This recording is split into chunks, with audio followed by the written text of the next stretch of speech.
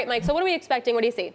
Well, Alex, we know the Fed is, in theory, on hold for the rest of the year, but that doesn't mean, even if there's no trade on this Fed meeting, that there isn't going to be some interesting information that investors really need. First, let's start with Treasury bills. The T-bill purchases, they started to expand the balance sheet when we saw overnight repo really struggle. And here's what's happened. You can see the massive ramp up in T-bill purchases, and look what happened to the overnight repo rate. Now that that repo rate is flat, when do they stop the buying? We may get a clue from the Fed there. They said at least through the second quarter. We'll see if they put a date on that and tell us when that changes. The other question that people haven't been focused on, people in the short end are watching this, and that is the possibility of a rate increase. And what we're talking about is not the Fed's rate range, but you take a look at what's happened to the interest on excess reserves. It traded higher than the IOER number, the effective Fed funds rate, 3 times last year, and the Fed cut rates 3 times. The IOE, interest on excess reserves rate,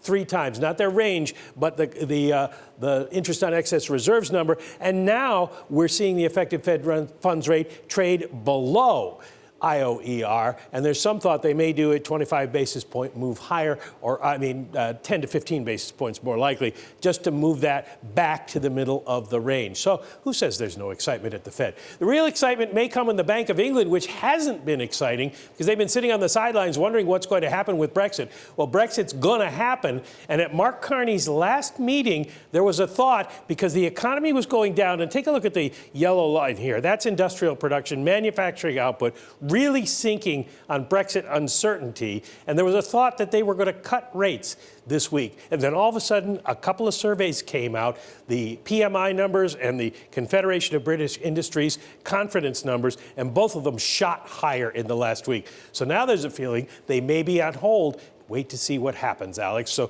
Thursday may be more exciting than Wednesday for investors.